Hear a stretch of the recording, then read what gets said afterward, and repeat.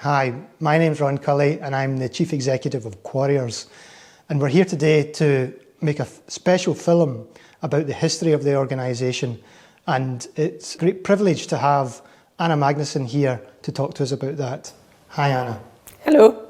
Anna, for those who don't know, how did you come to write the story of Quarriers?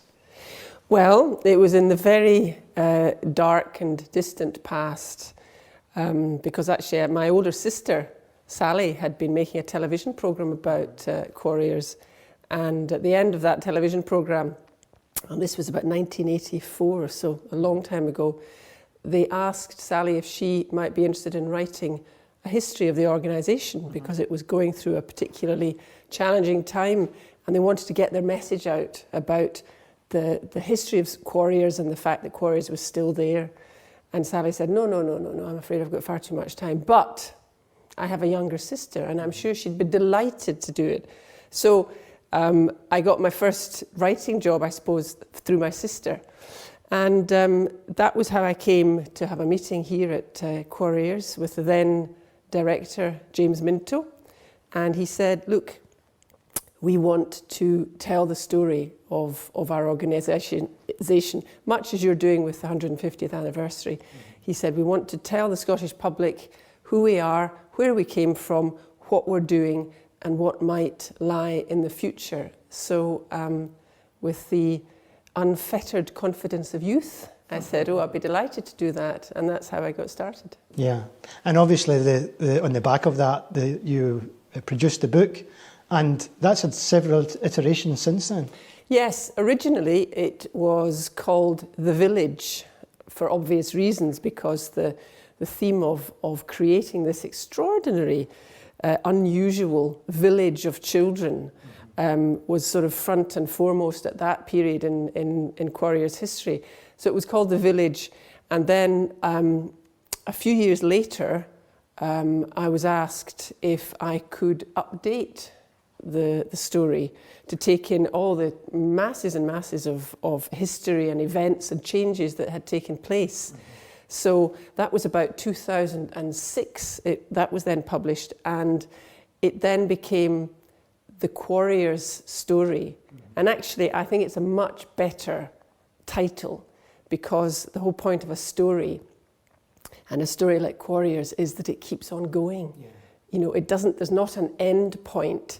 And so that sense of bringing a story closer to the present and looking back from a different vantage point and finding out more, I thought was a much stronger image of what Quarriers has been of for these 150 years. And you get a real sense of that actually when you read the book, you know, not just about Quarrier the man who established the organisation, but actually how the organisation then went on to develop in time and move with the times as well. Yes, exactly. And the key thing is that it did continue after Quarrier died. I mean, Quarrier died in 1903. Yeah.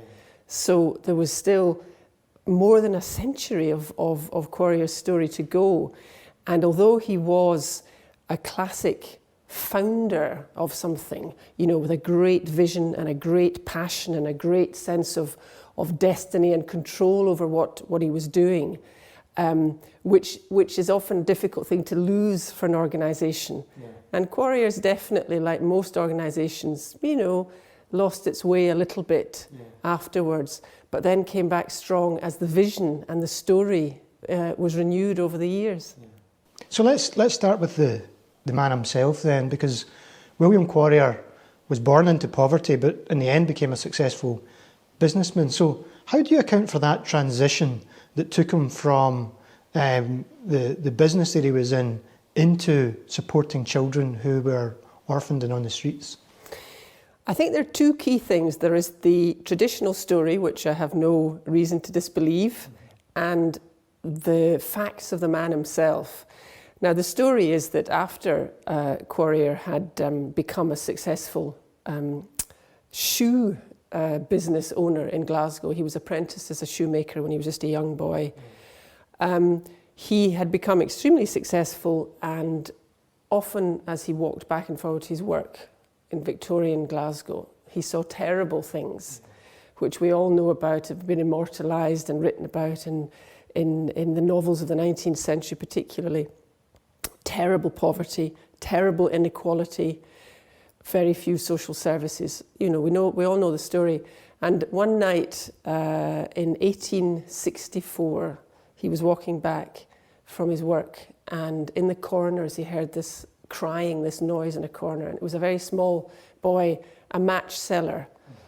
Thousands of children had to find a way of existing on the streets, and match selling was one way of doing it. And this boy was crying because another boy had run up, knocked him down, and stolen all his stock. So he was destitute. So Quarrier clearly gave him some money and went on his way. But he could not forget it because he saw it all the time. And this is where the second part of his motivation is, that he was a very strong man of faith. He had a strong Christian faith, and he saw it as his duty, his path to help his fellow people.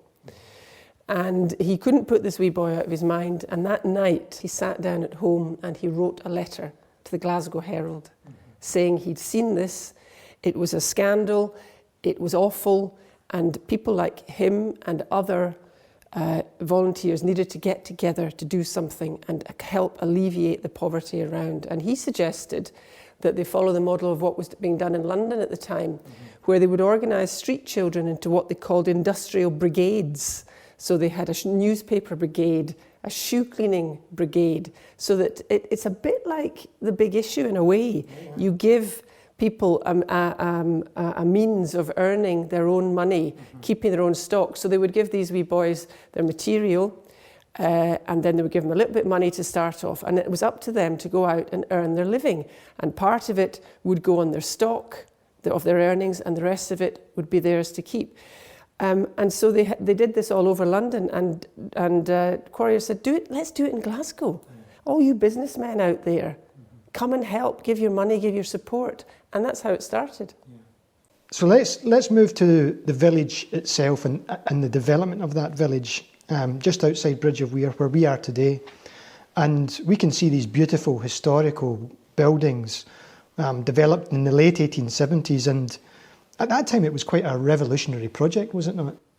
It was. It was. Again, remember when we are. We're in 19th century Britain, 19th century Scotland, a time of workhouses, industrial orphanages, everything on a grand scale, and everything done in the sense that it was up to you to make your way. It was up to you to look after yourself. There wasn't anything like the aid and the help for people that we have now.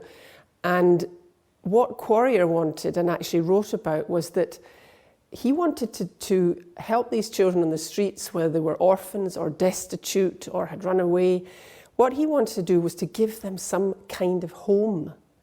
He didn't want them to be piled into huge orphanages where they were basically just numbers. He said it was not possible to give help in that way. It was not possible to bring children up properly that way.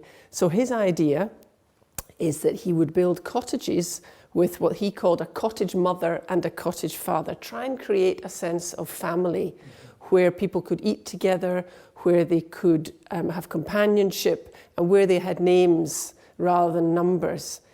And for its time, this is the key thing, that was revolutionary. Of course, it's not now, because we know perfectly well there were about 20 or 30 children in each cottage, and it was run, with a rod of iron. To look at it as it was then, it was something completely new. And the other thing that comes across to me when I look back on the evidence of the time, and this comes through again in your book, is the establishment of the village. It required quite a lot of risk-taking. So some of the buildings actually hadn't been fully financed when Quarrier was asking for these to be built. And I suppose the thing that comes through for me is just how he was committed to that vision and was relentless in pursuing that. He was a tough character. I never quite decided when I was writing the book if I liked him or not. I admired him enormously, but he had this combination of a very, very strong sense of duty and faith, but also it all came out of there, and he couldn't bear to be thwarted. He was not a committee man. He saw his goal and he pushed for it. Basically, I think knocking anybody out the way who got in the way, and that was both done with his planning and with his vision, but also he didn't worry about the finance. He didn't worry, but he didn't fret it because he believed utterly that God would provide. So he didn't ask directly for money. He basically did what he called a statement of needs in the annual reports, said what they needed to do, and he said God would provide. And indeed, God did provide. People provided a lot of money, and so he was able to make these enormous plans and put into operation realize these visions without, if you like, sweating the details. Yeah. And yet, despite that, one of the things that comes through is the innovation that he exhibited then as well. And, looking back now, as somebody who works for a charity, I see him as a pioneer in terms of fundraising ethics. I see the work that he was able to do to secure funding from other sources. I mean, he essentially crowdfunded the entire village. So, I mean, he was at one and the same time as exhibiting that faith you talk about. He really was quite innovative in the way that he went about his business.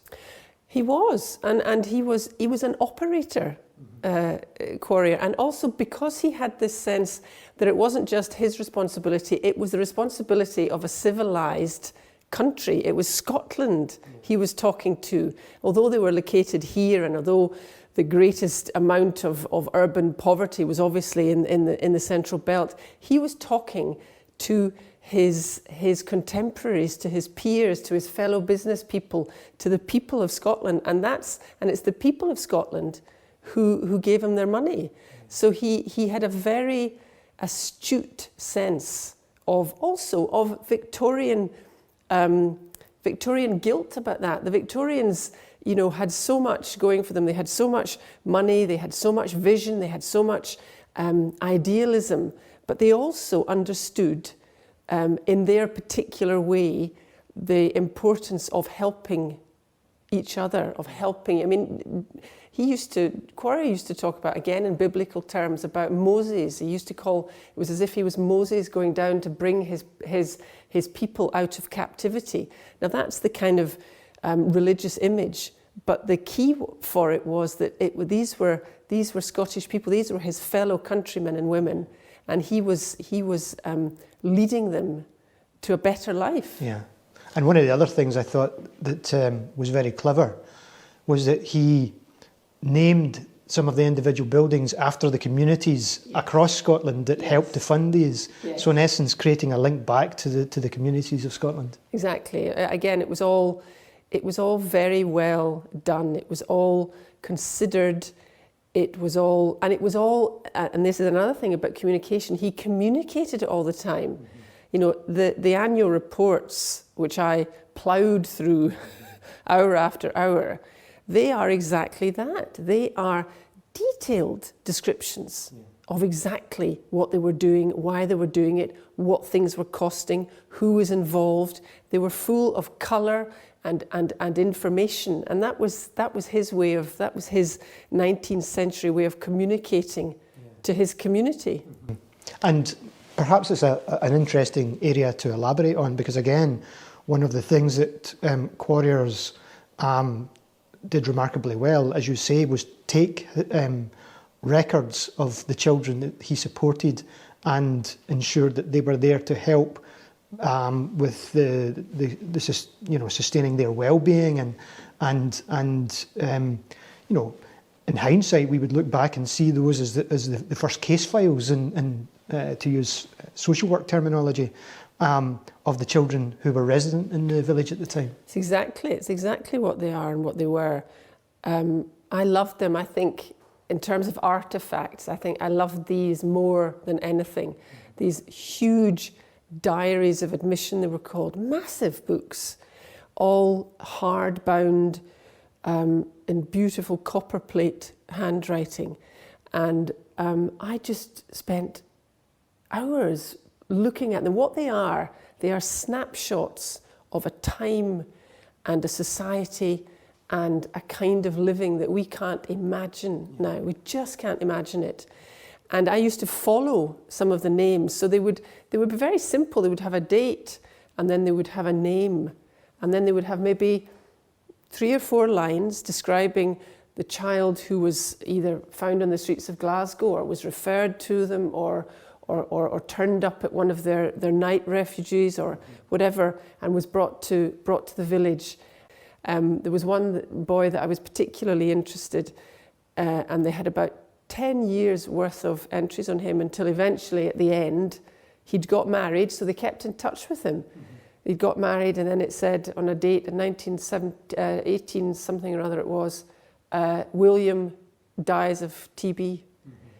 So you have every aspect of Victorian Glasgow and Scotland in these few short lines about a life. And these were invaluable to somebody trying to write a book, but also they were a faithful recording of what they were doing here. And one of the things you mentioned there, I was walking around the village the other day, and I was in the cemetery, and when you see some of the ages at which the children had died, I mean, the level of child mortality at the time was dreadful by our standards, but it reminds you that Victorian Britain was a very different place to the one that we inhabit just now. Yes, it was a nightmare place in many ways, and you know, the children who came here, whatever one might say in hindsight about the notion of what childcare actually was, the facts on the ground were that these children were starving, they were disease-ridden, they were mostly on their own, and they came here and they got food and they got cleaned up, and they had a better chance of surviving here than they did on the streets. Now at that time, one of the other parts of the organisation was the emigration of children to Canada. I wonder if you could say a few words about what that entailed and the part that Quarriers played in that. Yes, the child emigration scheme was a huge scheme in the 19th century, not just in Glasgow, not just Scotland, but all over Britain. And what it involved was multiple different, what we would call now sort of social organisations, church schools, churches, children's homes, orphanages, agencies, who decided that children of industrial Britain could have a better life if they were sent to Canada, to the wide open spaces of Canada, which is a new country looking for people, looking for population, looking for labour. And so it was a big undertaking, and lots of people were involved. Bernardo's sent thousands and thousands and thousands of children. Quarrier got involved very early, about the early 1870s. The organisation sent about 7,000 children altogether between early 1870 and up to the late 30s, 1930s. And Quarrier's motivation was the same, that these children would have a very limited future in Scotland. So why not give them the chance of a better life, which is always what people who emigrate are looking for. Give them a chance for a better life in Canada. The problem was that they were sent very, very young, and there was nothing like the duty of care or the looking after them that we would demand now. I mean, there are pictures in the book of the ships that Quarriers sent, where they've got everybody ranged on deck. And so there's Quarrier and adults at the back, then sort of taller children, until right down to the front. You've got tiny tots sitting cross-legged on the boat. They're also going off to the unknown in Canada. They tried to keep records, but when you think that in the 1870s, 80s, 90s, in order to keep track of the children who went to a receiving home and then out to farms in the wilds of Canada, Quarriers had an inspector who had a pony in a trap. And it was his job to go around as many children as he could. Now you can imagine, with very few roads and the vast expanse of Canada, how often he got to see children. And then when he saw them, what would he see? He'd probably see a child that might have been cleaned up or might have been away at the time. You know, how would he find out how that child was being treated? So there were huge disadvantages to it, and there was definitely abuse, there was definitely neglect, and in fact there was so much worry about it in Canada at the end of the 19th century that they passed a law saying that there had to be more registration, more oversight, more record keeping, more health checks. And I found it strange reading in the book that Quarrier was resistant to that. He wasn't happy at all, because he said, look, we do a good job. I know I am sending my children. I make sure that they're looked after as well as they can. So I'm not going to, just because the government's telling me, I'm not going to change what we do. So he stopped the emigration scheme, and it didn't start up again until the early 20th century. So he kind of went off in a huff and said he wasn't doing it anymore. One of the things I found quite difficult to read about the emigration process was that sometimes brothers and sisters would actually be split as part of this. And I remember in your book you quote a young lad that was leaving the village and desperately trying to see his, I can't remember whether it was a brother or sister who he might never see again. So despite those altruistic intentions, there was obviously some really, really hurtful experiences for people as well. Well, there were, and I heard these experiences, many of them directly from either original immigrants or their descendants, because I decided that the way that I would find out for writing the book what had happened to these children was by, I decided in the days before email, I decided to write a letter and send it to lots of different local newspapers in Ontario. And I just said I was writing this book and I would love to hear from Quarriers descendants or people whose parents had come there or whatever. And so I sent it off, and I got what I always think of as letters from the past. I got dozens and dozens of letters from people saying, yes, my uncle came here in 1911, or my grandmother came here in 1898, and they told their stories. And so I heard directly from people.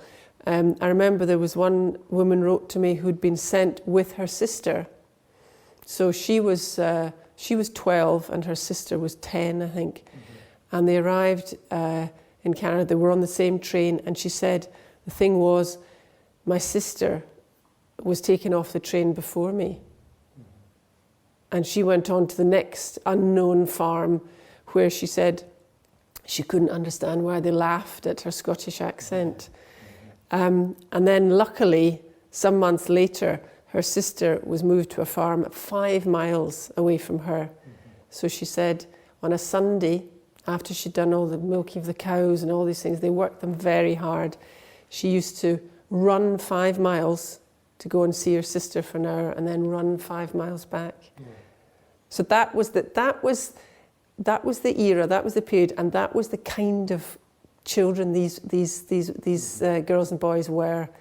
They were determined and they were strong, and they just took what life threw at them. And it was a hard life. I mean, that's the other thing that comes through in the book is just how hard they worked on the farms, and yet at one and the same time, there was an increasing interest in ensuring that they had an education. and that there was a deal in essence between the families that adopted them and the importance of those families ensuring that they were educated and so on and so forth. Yes, they were supposed to sign, each family was supposed to sign a letter that basically guaranteed if the child was 12 or under, they would go to school. And then if they were older than that, they were basically, as many Canadians objected to, they were cheap labour. But, you know, the question is how much were these bits of paper worth? In some cases, they were worth nothing. In many other cases, they were adhered to and they did their best. If you compare 19th century Ontario with 19th century Scotland, children, you know, didn't go to school very much in Scotland if they were working on the farms, and it was the same in Ontario. The difference was that there was so little oversight, there was so little enforcing of these agreements. But my experience of all the letters I got, I would say of those who wrote to me, the vast majority said it was a hard, hard life, but in the end they were glad. And they took they took Canada as their home. There were some terrible letters and terrible incidents, but I remember one man wrote to me, he said, it was Scotland's loss that we were sent away, which I think is exactly the right way to describe it. And when you look now at the arc of history, I mean, you spoke about the letters that you wrote to the descendants of these original children that went to Canada. And it seems to me quite remarkable now that we have these descendants coming back to Quarriers Village. Particularly after the book came out, they decided that they were going to re-establish what originally was called the Golden Bridge, the bridge from Scotland to Ontario. And so they started tracing people.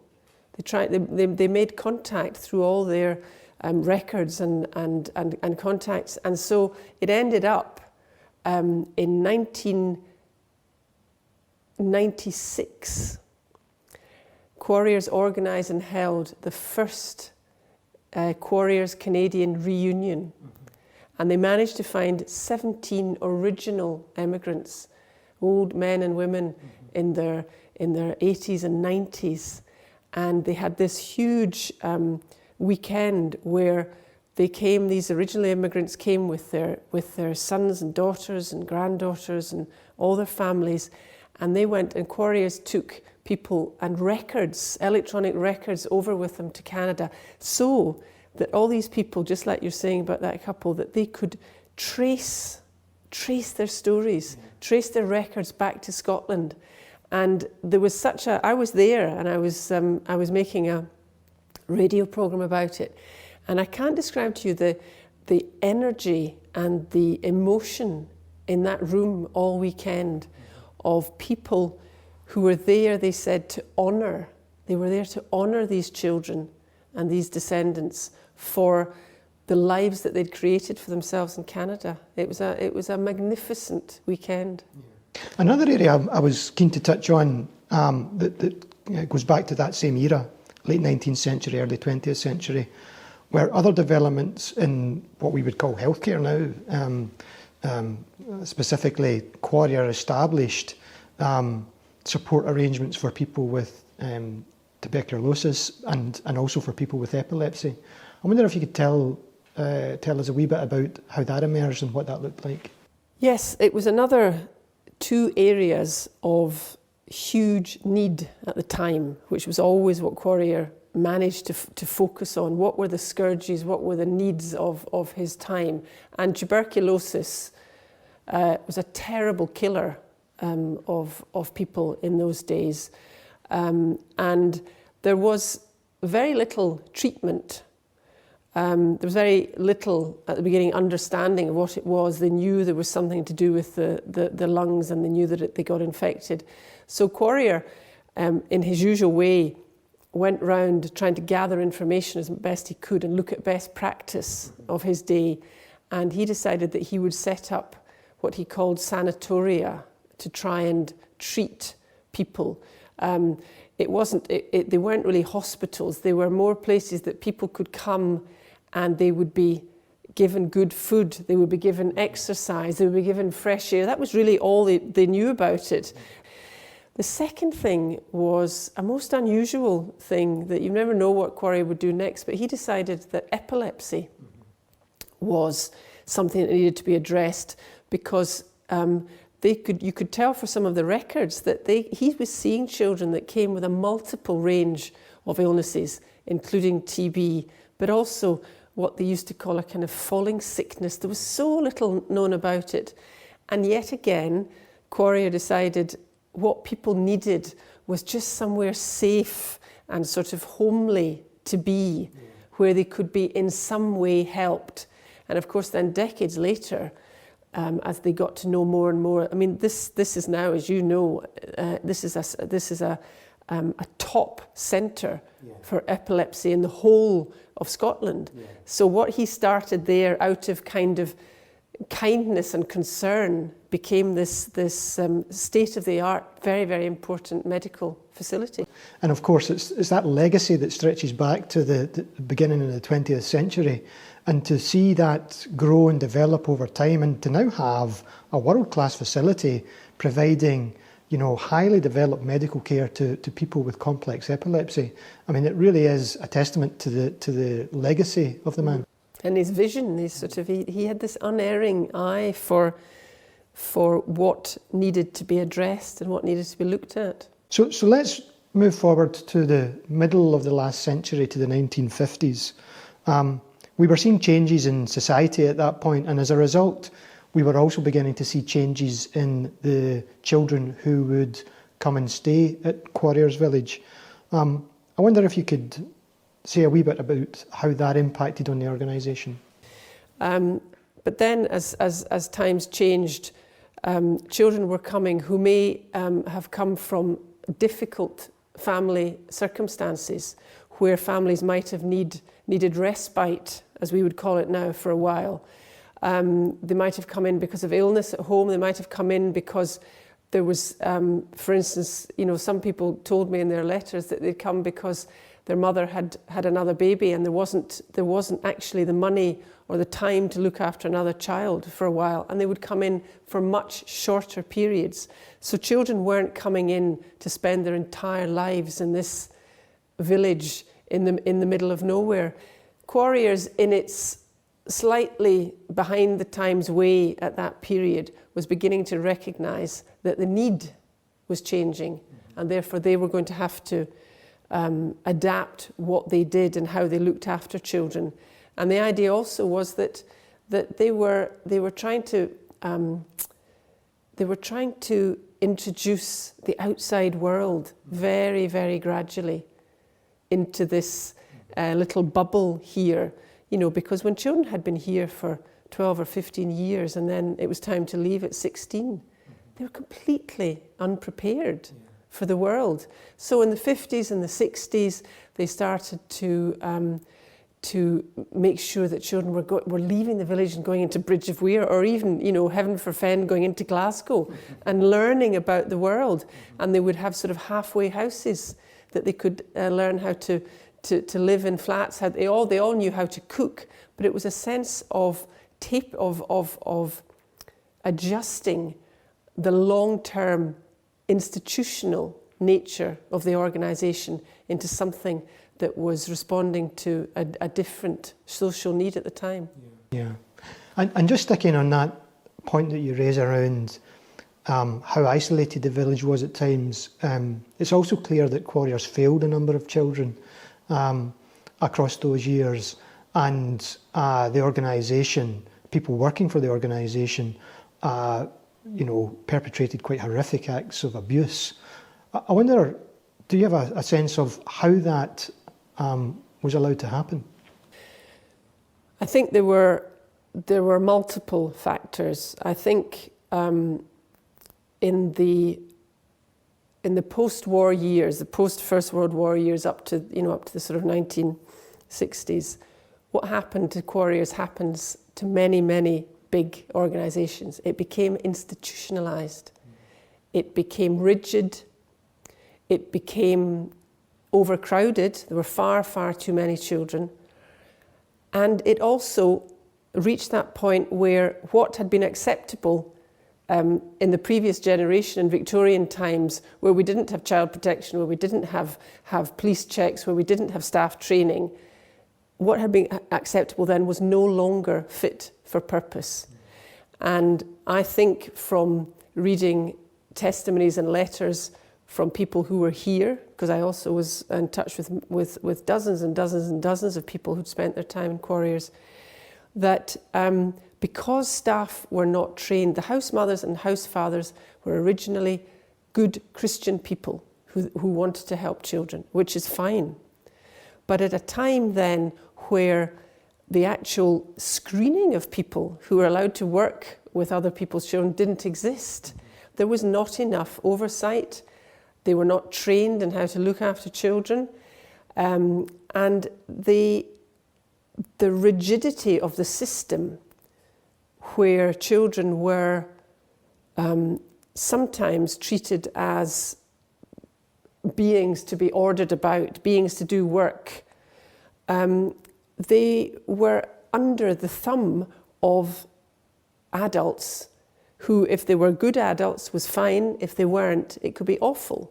So, you know, if you've got a house of 20 or 30 children, one of them wets the bed.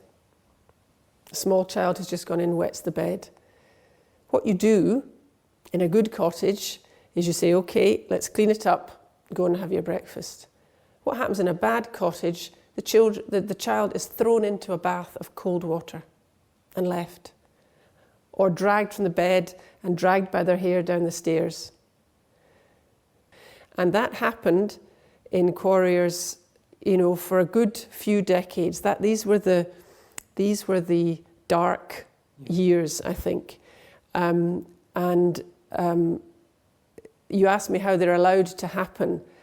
I don't think things are allowed or not allowed to happen. They evolve because the proper procedures, the proper things to prevent them, the proper training, the proper oversight, the proper standards of care are not either given in training or enforced.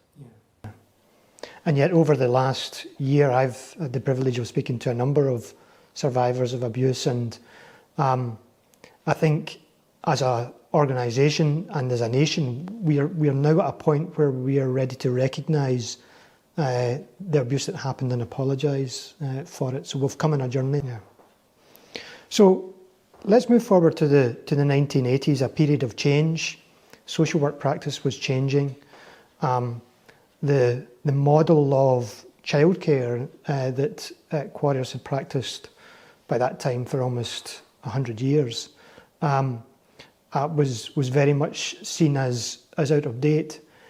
Would it be fair to say, though, that the organisation was slow to realise that, and you know, there was then a process of change that was forced on the organisation? I think it is fair to say that.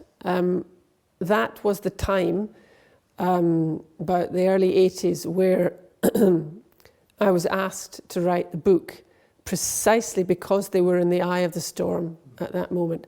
And I think all that you've said about childcare practices changing, about residential care not being the preferred model, Strathclyde region being formed, local authorities getting their acts together and realising that they could do the kind of childcare that they needed to, fostering, trying to keep at all costs families together and in their own communities. This was all happening, and Quarriers was aware of it, but because the money kept coming in for Quarriers, and because their village was continuing, they didn't notice in time, or they didn't act in time when the numbers began to fall and fall and fall. So Quarriers not only had a destiny change in the sense of, or a vocation change, they didn't have these children coming, but they had a massive financial crisis as well, and which they managed to overcome, and they managed to change direction, which is the key thing. Yeah.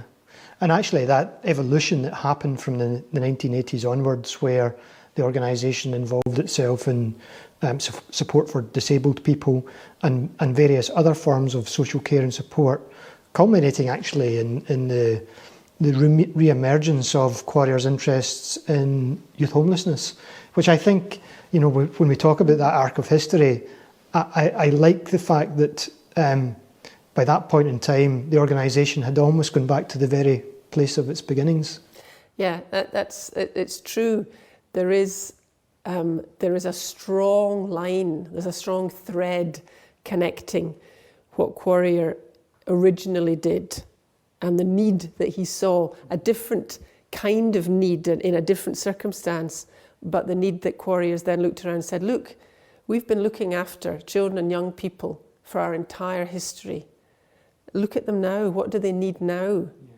And that's exactly what the organisation did. They looked at families and children and disability and all the areas that they had a particular expertise in. And they found, I think, or you found your role again, your real vision for what you could do as an organisation. Yeah, and that diversity, I mean, from a personal point of view, is something that I love about the organisation, because what you see in the third sector in particular are specialists. Perhaps it's child care and support, perhaps it's disability. But I think one of the great things about Quarriers as an organisation is that we span all of that. You know, whether it's youth homelessness, whether it's family support, whether it's continuing to support people with epilepsy. And that allows us still, you know, 150 years down the line to have a real impact on Scottish society. So I suppose I wanted to ask you finally then just about, you know, what you think the impact of the organisation has been across those 150 years. I would say that Quarriers has been a part of Scottish life and Scottish history and Scottish ideas of how we care for each other for such a long time. That has been the main impact. And through that, when you think of the thousands and thousands and thousands of people's lives that were affected, for the vast part for the good, in small part sometimes for ill, but that is an extraordinary legacy for you. It's an extraordinary story for you to be part of and to be building on. So I can assure you that when I go around and talk to people about Quarriers, everybody knows about it. Yeah, well, that's a lovely place to end. So thanks for sharing all of your stories with us today, and we look forward to the next 150 years. Me too.